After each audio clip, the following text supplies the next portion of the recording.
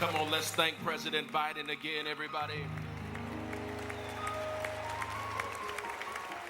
As we continue with the expressions, we welcome the one and only Rev Al Sharpton, after which Dr. Jim Zogby will come. Please welcome them.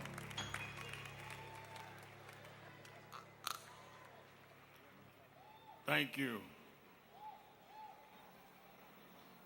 I've heard all through our service, first giving honor and regard to the Jackson family and to the matriarch of liberation, Mrs. Jacqueline Lavinia Jackson.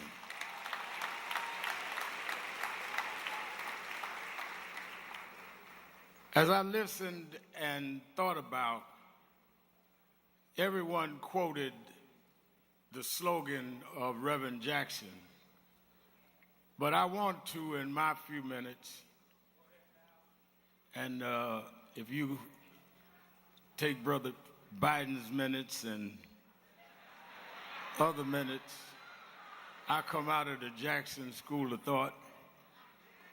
They told me 4 minutes, which means 8 in Jacksonian language. I don't want us, Yusef, to leave here having mourned and then mock what Jackson was all about. We're sitting here acting like our own lack of rising to what he wanted us to be is the reason we are sitting on the brink of some of the most serious Reconstruction behavior being rescinded that we've seen in modern times. To leave here and not follow an assignment would not be what Jesse Jackson taught us. To make us feel good, we went to Jesse Jackson's funeral and that we said nice things about Mrs. Jackson, but people at the same time are killing illegal immigrants. People at the same time are cutting public funding. At the same time, Affordable Care Act is not being renewed and seniors have to deal with premiums. Don't sit here so holy and sanctified and act like you have no assignment yourself.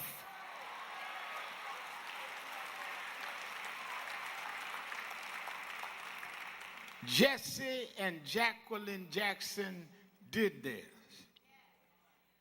Do you realize they were born, he in South Carolina, her in Florida, when it was against the law? I'm not talking about a custom. Against the law to ride in certain buses. Against the law to use a toilet downtown. Against the law for you to eat in certain restaurants.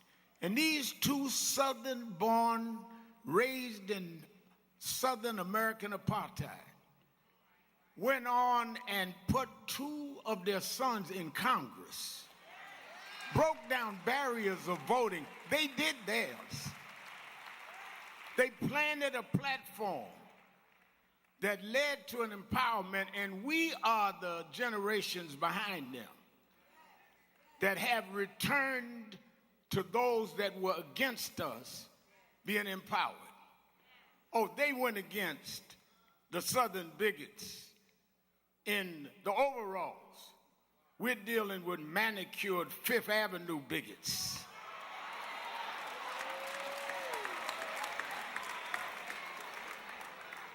I remember I was 12 years old. I was a boy preacher in the Church of God in Christ. Bishop Sheard knew my bishop, Bishop Washington. Bishop Washington, my mother was concerned I was getting into politics. They brought us to Reverend William Jones. His daughter's traveling with us. And Reverend Jones introduced me to Jesse Jackson. I became his youth director in New York at 13. I liked Reverend Jackson because he was a little hipper than the older preachers.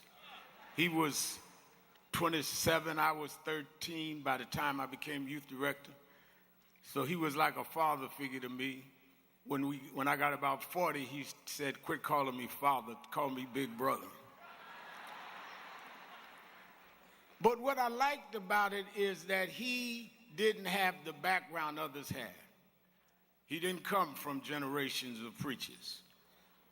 So those of us that didn't have that pedigree, didn't have that background, could relate. And he talked about economics, and he talked about discipline. He would not let us make excuses. I would call him and say we're doing certain things and they're attacking us in the press. He said, oh, another pity party. He never cared when we felt we were being unfairly attacked. But I never will forget 1994. We went to Dakar, Senegal, and James Meeks and Jesse Jr. and I had dinner with him that night. And that's where he said, Al, Meeks, Jesse Jr., y'all are my disciples. And we said, disciples? And for years, we joked each other. I'd cover the room, and Junior say, here's disciple number one, and Meeks. But discipleship meant you carried forth the vision. The next day, he took me on the ferry to Goree Island, Mrs. Jackson, and on Goree Island, he showed me where the slave camps were. And I will never forget, he said, Al, you see what that artifact is? I said, what's that? He said, they call it the door of no return. When you go through that door, you either made it to America to slavery or you died in the Atlantic. The door of no return. But I talked to him about 3 years ago, and I reminded him, I said, remember when you brought me to the door of no return? He said, yeah. I said, well, we did return. We returned the President of the United States, Barack Obama. We returned the Vice President, Kamala Harris. We returned with businessmen. They thought they sent us as slaves. We came back as global liberators. The problem is that too many of us did not join the movements that sponsored us. And there was a breakout in 2024 called Negro Amnesia, where you forgot where you came from and forgot how you got where you got. Therefore, they're trying to take back everything you have.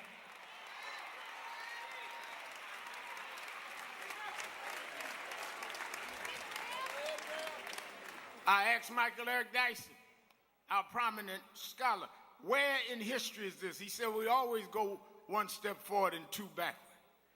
Well, here we are now. The problem is not Trump. The problem is us.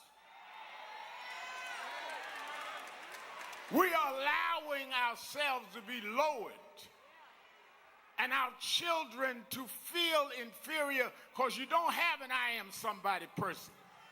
You got our artists calling our women bees. Our others calling us niggers. What happened to us? What happened to black and proud? What happened? I'm going to vote. What happened? Ain't going to let nobody turn me around. What happened to us?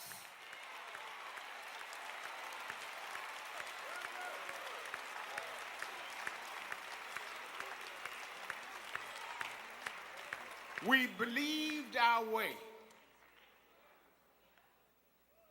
And we had the faith to do it. And that's why my challenge to you is that we should do what Jesse Jackson did. Not look at what you can see, but look at what you can believe even if you can't see it. Sitting up here talking about, oh, they got all the power, we can't win. We got to win. Because they put the seeds of victory in us. If we just nurture them and grow, Hakeem Jeffries be the Speaker of the House. If we keep on winning, we'll get the Senate back. If we keep winning, we can save health care for our grandmamas. If we keep winning, we can bring about criminal justice reform. If we keep winning, we can have 2 Jackson boys in the Congress. We didn't come this far to turn around now.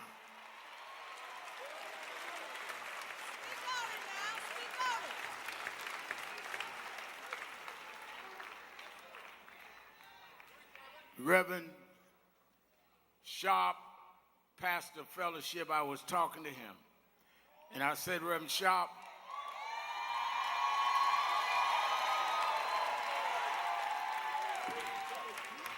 I was saying, Reverend Sharp, Jesse Jackson talked about keep hope alive. And I met a man that Reverend Jackson admired called Adam Clayton Powell when I was a kid. And Adam had a slogan called Keep the Faith, Baby. And I'd like, Tyler Perry's here. He canceled something to be with us. I'd like one day Tyler to do a whole thing on it, Adam Powell, because there's a little risque side to Adam that Tyler know how to handle that kind of stuff.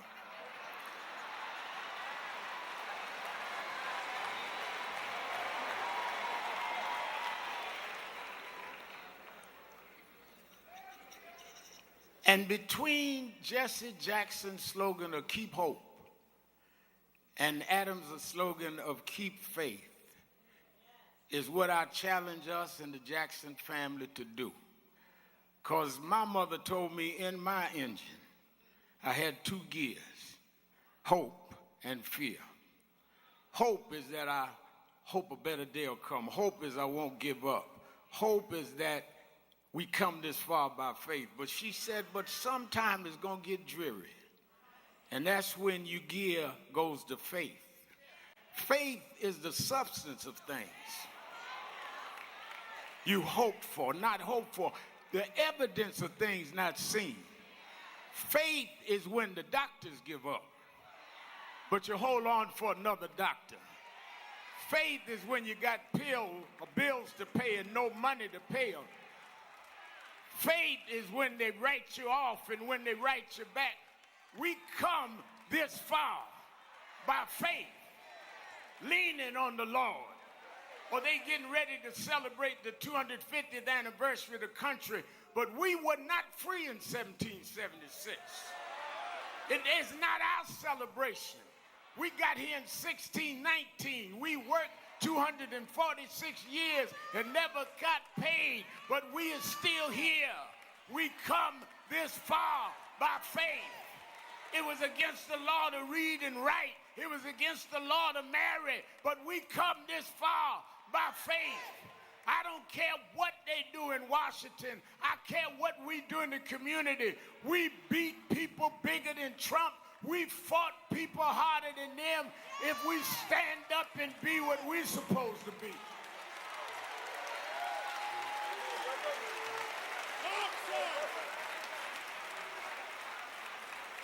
Private sector saying they're going to end diversity, equity, and inclusion. Rev Al Sharpton, we started Wall Street. Wall Street. We did that. Dealing with diversity. We did that. So you don't want a diversity in your boardroom, then don't have a diversified consumer base. Come on now. We did